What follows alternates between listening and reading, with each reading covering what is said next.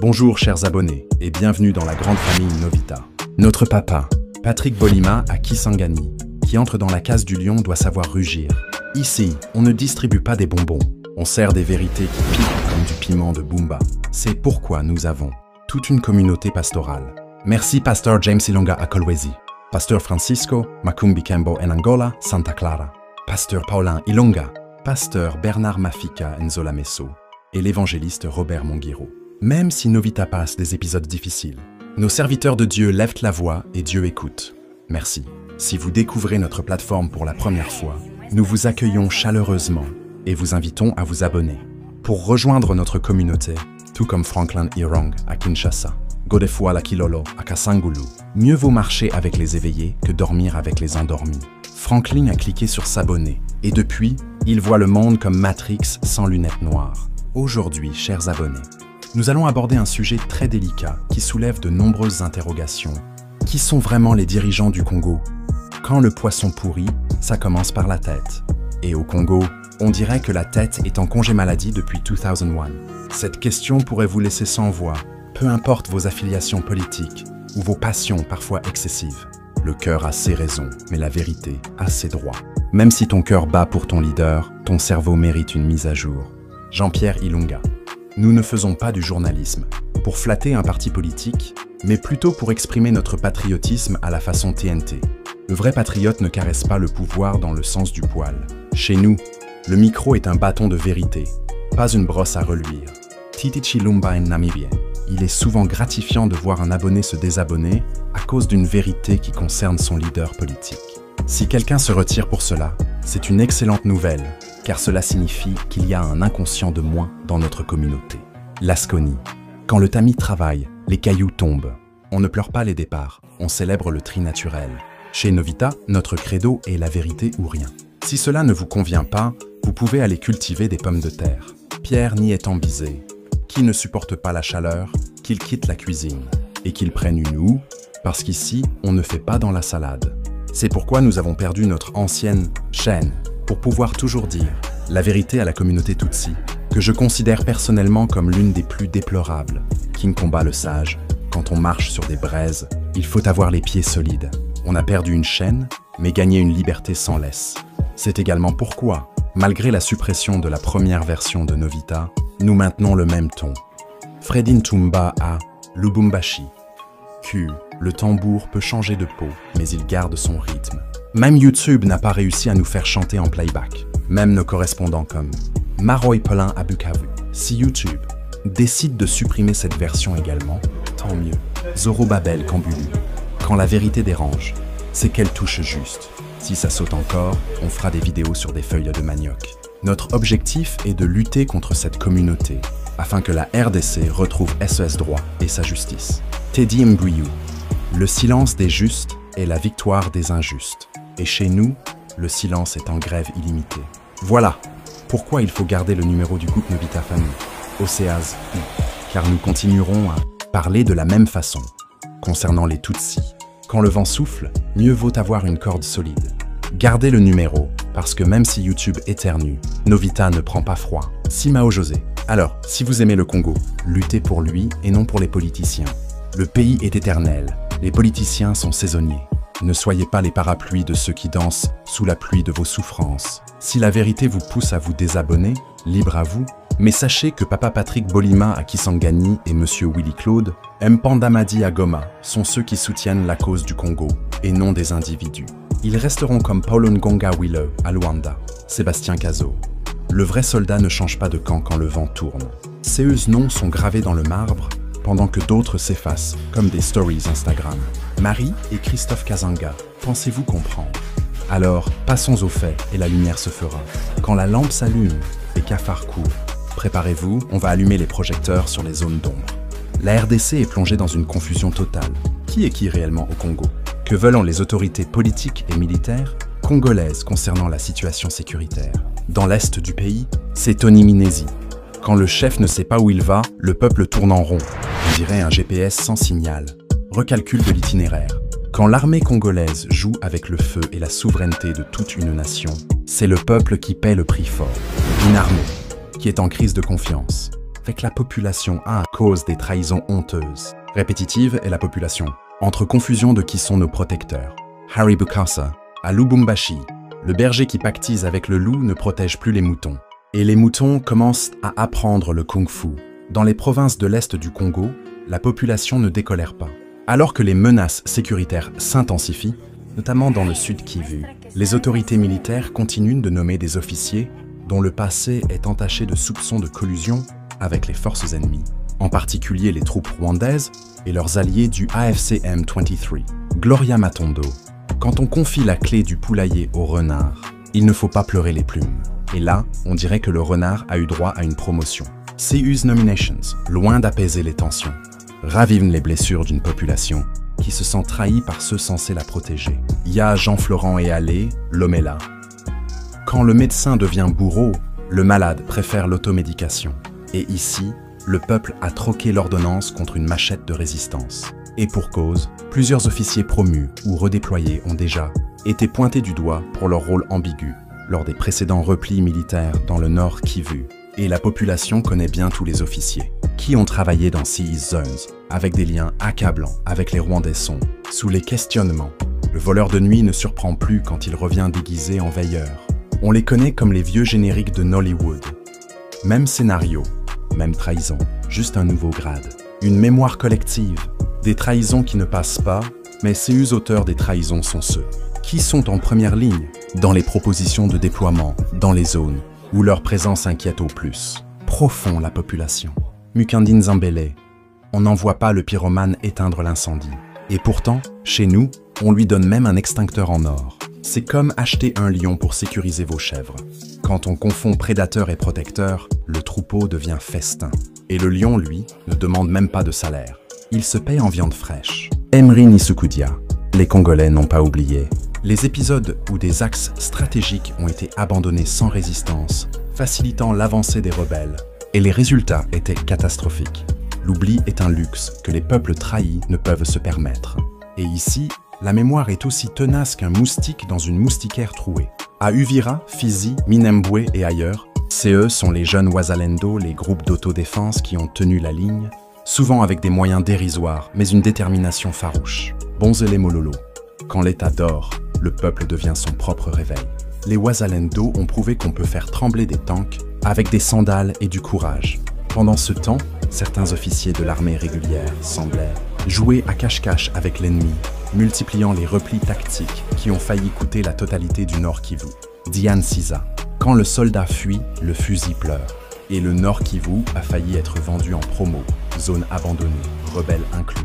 Aujourd'hui, c'est le Sud Kivu qui semble être dans le viseur et les mêmes visages réapparaissent dans les zones sensibles pour mener des opérations contre ces ennemis avec qui ils collaborent, ensemble depuis toujours, et la population dit non pas cette fois-ci. Jean Nreleka Moudiaï, le serpent change de peau, pas de venin, et cette fois, le peuple a mis des bottes anti-morsure. On ne change pas une équipe qui trahit, murmure-t-on avec amertume dans les rues d'Uvira et ailleurs. Camarade Edouard Kalibwa, le traître revient toujours par la porte qu'il a laissée entr'ouverte. Et on dirait que cette porte est sponsorisée par le silence politique. Une nomination qui fait exploser la colère de la population et des jeunes résistants Wazalendo, qui ont trouvé cela comme une complicité des autorités militaires et politiques avec les ennemis agresseurs Tutsi rwandais et ougandais. Le grand Salumu Sankara Nyungu. Quand le chef serre la main de l'ennemi, le peuple serre les poings. Et les Wazalendo n'ont pas les mains vides, ils ont la mémoire pleine. La nomination récente du général Olivier Gassita, une nomination controversée, dont les liens présumés avec les services rwandais sont connus de longue date, car il est lui-même rwandais. Rossignol Lotika. Quand le masque tombe, le carnaval devient tragédie. Et là, c'est plus un carnaval, c'est une parade de l'absurde. Cette décision a provoqué une levée de boucliers dans les milieux patriotiques et au sein des Wazalendo, qui dénoncent une stratégie de sabotage interne. Paulin Onauchu à Kisangani. Quand la maison brûle de l'intérieur, l'ennemi n'a plus besoin d'allumettes. Et les boucliers levés sont faits de coton, pas de métal. Des manifestations ont éclaté, des appels à la vigilance ont été lancés, et certains groupes d'autodéfense menacent de ne plus coopérer avec les FARDC. Tant que CES, commandant de la compromission, restent en poste. Cher papa Francis Mulewai, on ne construit pas la paix avec des briques de trahison. Et les Wazalendo ont décidé de ne plus jouer aux maçons de l'illusion. Silence radio du côté politique, le ministre de la Défense ne dit presque rien. Même pas les autorités provinciales. Sur place à Uvira sont restés sans mots. Mitterrand Mwanda Aboma. Le silence des puissants est souvent le bruit des complicités. On dirait qu'ils ont tous avalé un micro éteint. Mais c'est eux qui choquent davantage, c'est l'attitude des autorités politiques. Malgré les alertes, les dénonciations et les preuves accumulées, le pouvoir semble faire la sourde oreille. Jigdalia Belambélé. Quand l'oreille du pouvoir est bouchée, c'est le peuple qui crie plus fort. Et à ces rythmes, même les tam-tams vont demander des haut-parleurs. Pire encore, certains responsables continuent de défendre les choix militaires en invoquant la discipline institutionnelle et la nécessité de la cohésion au sein des forces armées. Mais qui a peur de qui et de quoi? La cohésion sans conscience est une marche vers l'abîme. Et là, on dirait qu'ils marchent en rang vers le précipice, avec le drapeau de l'amnésie. On dirait qu'ils jouent au même jeu, celui du chaos organisé, lâche un analyste local dans la ville d'Uvira. Quand le désordre devient méthode, le peuple devient victime. Et ce jeu-là, c'est le Monopoly version trahison et silence. Cette inertie politique face à des enjeux de souveraineté soulève une question cruciale. À qui profite la confusion? Et pourquoi les mécanismes de vérification et de transparence dans les nominations militaires restent-ils aussi opaques? Quand la vérité est enfermée, le mensonge gouverne. Et ici, le mensonge a même un badge officiel et un chauffeur. Je pense qu'il est temps de sortir du déni. L'armée congolaise ne peut pas continuer à fonctionner comme une entreprise de recyclage des trahisons. Et le chef de l'État étant garant du bon fonctionnement des institutions, y compris l'armée, je ne sais pas s'il trouve ce que fait son ministre de la Défense et son chef d'État-major louable. Quand le poisson pourrit, n'est pas la faute du filet. Si l'armée est devenue une poubelle diplomatique, c'est que quelqu'un a oublié de sortir les ordures. La sécurité nationale ne se négocie pas dans les salons feutrés de Kinshasa, mais se construit sur le terrain, avec des hommes et des femmes dignes de confiance. On ne sécurise pas une maison avec des coussins, mais avec des verrous. Et à Kinshasa, on dirait qu'ils ont remplacé les verrous par des rideaux en soie. La population du Sud Kivu, comme celle du Nord Kivu avant elle, mérite mieux que des commandants aux loyautés douteuses. Elle mérite une armée républicaine, intègre et véritablement engagée dans la défense du territoire national. Le peuple mérite des boucliers, pas des passoires. Et là, on dirait que les boucliers sont en carton recyclé. Quand les sentinelles dorment avec les loups, eux sont les villageois qui doivent veiller. Le berger qui dîne avec le loup ne protège plus les moutons. Et les villageois ont troqué les lampes contre des torches de colère. Uvira est en état de tension depuis hier, le mardi 2 septembre 2025. Les activités à Uvira, Mulongwe et Kazanga sont complètement à l'arrêt depuis hier matin. Quand le volcan gronde, même les fourmis arrêtent de travailler. Et à Uvira, le magma populaire est prêt à jaillir. Les raisons de ce soulèvement populaire incluent le mécontentement face à la nomination du général Olivier Gassita, un Rwandais à la tête de la 33e région militaire, affecté aux zones de troubles comme Uvira et Fizi. On ne confie pas la clé du poulailler au renard. Et là, le renard est même venu avec son CV et une lettre de recommandation. Les habitants rappellent également la trahison de ce général, aux côtés de Pacifique Massunzu, lors de la chute de Bukavu. Le passé ne s'efface pas avec une promotion. Et Bukavu se souvient comme une grand-mère qui garde les photos de famille. Et les rancunes. La population, ainsi que les Wazalendo, critiquent son passé controversé et ses liens avec le Rwanda, une situation habituelle, et exigent son retrait immédiat avant que la situation ne s'aggrave davantage. Quand le feu revient, on ne l'accueille, pas avec des brindilles. Et les Wazalendo ont déjà sorti les seaux, remplis de détermination. Les marchés sont restés fermés et la circulation est fortement perturbée. La tension est palpable, tandis que ni l'armée ni le gouvernement n'ont encore réagi, laissant un silence pesant. Comme on dit, celui qui se sent piqué connaît le problème. Le silence est parfois plus bruyant que les cris. Et là, le silence politique fait plus de bruit qu'un concert de casseroles à Kinshasa. Au Congo, même les autorités qui prétendent en vouloir restaurer la paix et protéger le peuple des violences rwandaises qui durent depuis, tirent semblent agir pour affaiblir le pays. Quand le médecin empoisonne le malade, il ne faut pas espérer la guérison. Et ici, le traitement ressemble à une ordonnance signée par l'ennemi. Le Congo a été mis à mal depuis longtemps, mais cela a été encore plus évident récemment avec l'humiliation subie lors de la prise de la ville de Goma et de SES environ, ainsi que la chute de Bukavu. L'humiliation est une cicatrice que même le temps refuse de guérir. Et Goma pleure encore, pendant que Bukavu serre les dents. Mais qui sont réellement les acteurs influents du Congo aujourd'hui? Il semble que l'humiliation dont ont été victimes les Congolais, causée par CES officiers qui continuent d'être promus, malgré leur rôle dans cette dégradation, ne semble pas les affecter. Le bourreau ne ressent jamais la douleur de sa victime, et CES officiers ont même l'audace de sourire pendant les funérailles de la souveraineté. De plus, les autorités politiques censées s'opposer à cela restent silencieuses et complices. Le silence des puissants est souvent le cri des faibles étouffés. Et à Kinshasa, on dirait que le bouton mute est bloqué sur ON. Pour CES officiers, l'humiliation qu'ils infligent ne semble pas encore atteindre son paroxysme, selon leur propre plan. Quand l'humiliation devient stratégie, la dignité devient résistance. Et les Congolais sont en train de réécrire le dictionnaire de la dignité. Parmi les officiers traîtres encore actifs dans le sud Kivu, certains ont déjà reçu des paiements en espèces de la part des Rwandais pour faciliter la chute totale de cette région. Quand le ventre parle, la patrie se tait. Et ces ventres-là ont des poches profondes et des âmes légères. Sans l'engagement des jeunes Wazalendo dans CES Zone, il n'y aura pas de véritable autorité politique dans cette partie du Congo, car l'armée actuelle ne peut pas défendre les territoires congolais. Il est important de le reconnaître. Quand les enfants deviennent les gardiens, c'est que les pères ont fui. Et les Wazalendo sont devenus les pères de la résistance, sans barbe, mais avec bravoure. En réalité, le Congo ne dispose pas d'une véritable armée, mais plutôt de collaborateurs en provenance des pays voisins, dont la mission semble être de céder l'ensemble du pays, si cela est possible. Une armée sans nation est un costume sans corps, et ce costume-là est taillé sur mesure pour l'abandon. Voici la déclaration des Wazalendo. Nous refusons la nomination et l'arrivée du général Olivier Gassita, un traître et un infiltré Tutsi rwandais, au sein de l'armée congolaise, qui avait déjà trahi en livrant la ville de Bukavu à ses compatriotes rwandais du RDF-AFC M23. Quand le peuple parle, même les murs doivent écouter. Et les Wazalendo ne parlent pas avec des mots, mais avec des actes. Nous ne voulons pas que nos ennemis prennent le commandement des opérations FARDC ici à Uvira, car cela compromettrait nos missions et mettrait tous nos vies en danger. On ne confie pas la clé de la prison à l'évadé. Et ici, le peuple a décidé de changer les serrures. Cette nomination représente le retour des Tutsis, qui ont échoué à s'implanter à Uvira. Quand le serpent est chassé par la porte, il revient par la fenêtre. Et cette fois, il a même pris un badge officiel et un GPS diplomatique. Ils cherchent maintenant à entrer sans résistance, comme ils l'ont fait à Bukavu avec le même général Gassita. Le voleur qui connaît la maison ne frappe pas à la porte. Gassita revient comme un ancien locataire qui réclame les clés de tout le quartier.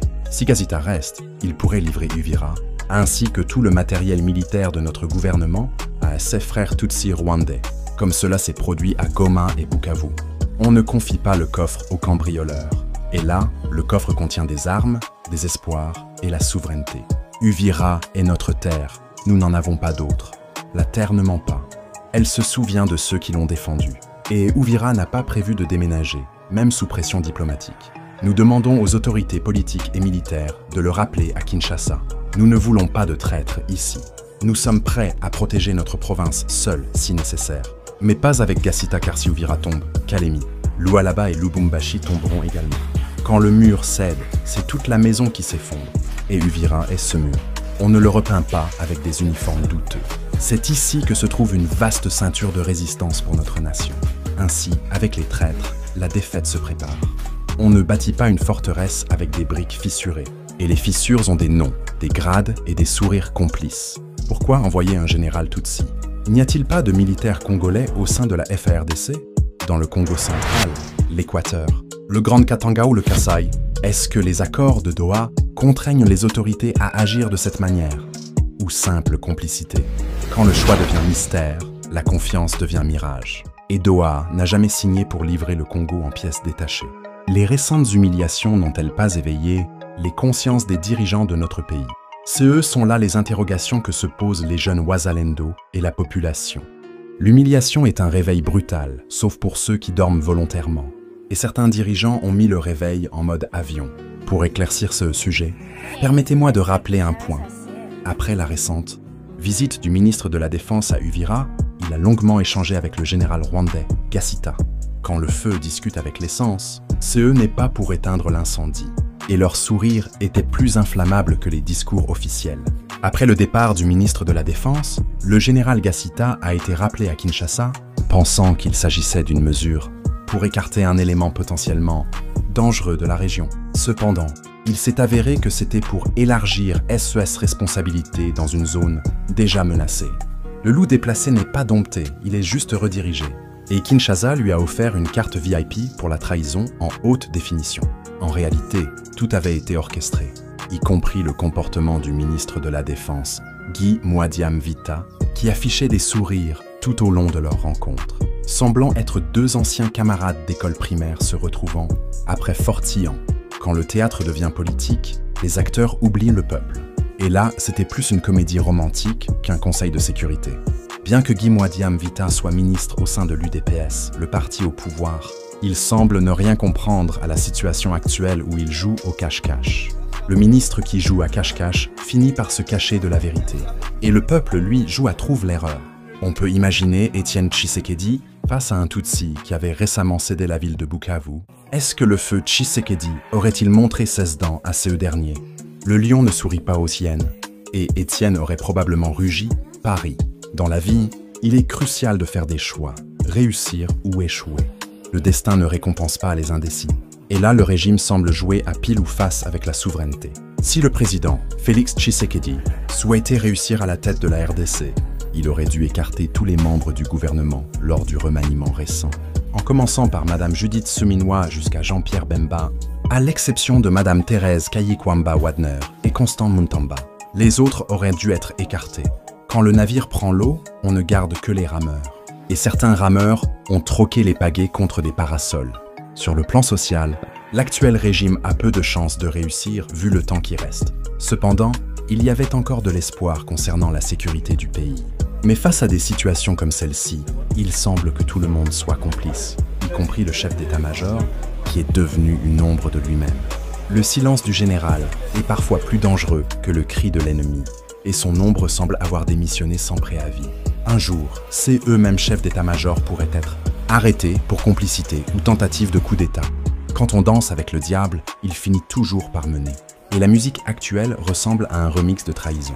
En tout cas, si ce n'est pas les recommandations des accords de Doha qui ont conduit à la nomination de CE rwandais, les autorités congolaises sont en grande partie responsables de la situation actuelle dont la RDC souffre. Quand on ne connaît pas l'origine du mal, c'est qu'on en fait partie. Et là, le mal a des signatures, des grades et des communiqués officiels. Merci chers abonnés et à bientôt.